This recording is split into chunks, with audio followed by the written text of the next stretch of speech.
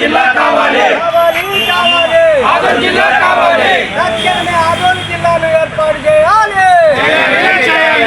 కావాలి ఆదోని జిల్లా కావాలి కావాలి కావాలి ఆదోని జిల్లా కావాలి కావాలి కావాలి ఆదోని జిల్లా కావాలి కావాలి కావాలి ఆదోని జిల్లా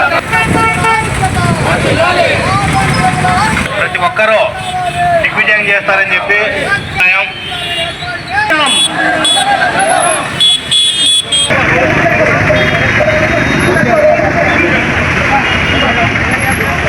ఈ శిబిరాన్ని సందర్శించినటువంటి ఎంఆర్పిఎస్ బృందానికి స్వాగతం సుస్వాగతం. నిజంగా ఈ ఎంఆర్పిఎస్ సంచలనటువంటి సాధన చేసింది. ఉపవర్గీకరణ చేయడంలో దాని యొక్క చరిత్ర నిరూపించబడిందని చెప్పేసి మరొకసారి వాళ్ళని అభినందిస్తూ వర్ధిల్లాలి వర్ధిల్లాలి ఎంఆర్పిఎస్ నాయకత్వం, వర్ధిల్లాలి ఎంఆర్పిఎస్ నాయకత్వం. ఈ జిల్లా కోసం కూడా వాళ్ళు ఒక భాగమై నియోజకవర్గాలు అన్నీ కూడా పర్యటిస్తున్నాం. మేము కూడా వాళ్ళతో ఆలూరు పెట్టుకోవడం జరిగింది.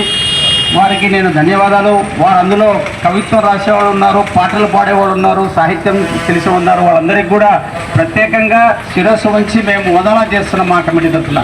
ఎందుకంటే దానికి వీరు అర్హులు. సాధించేవాడే సమాజంలో గుర్తింపబడతాడు.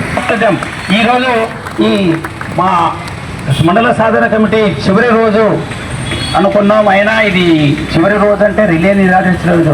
ఇది ఉద్యమానికి చివరి రోజు కాదు. సాయంకాలం భవిష్యత్ ప్రణాళిక ప్రకటించబడుతుంది.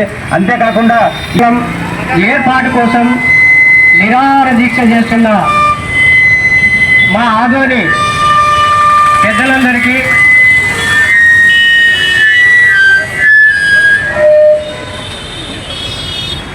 భాగంగా ఈరోజు పెద్ద అరివానం మండలం కావాలని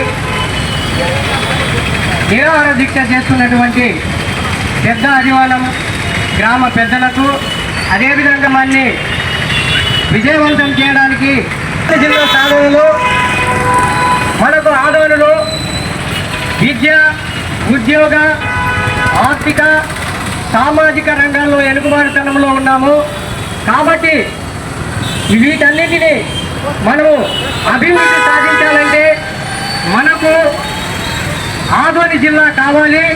అదేవిధంగా ఆదోనిని 4 మండలాలు కూడా విభజన చేయాలని రాష్ట్ర ప్రభుత్వానికి విన్నవిస్తున్నాం.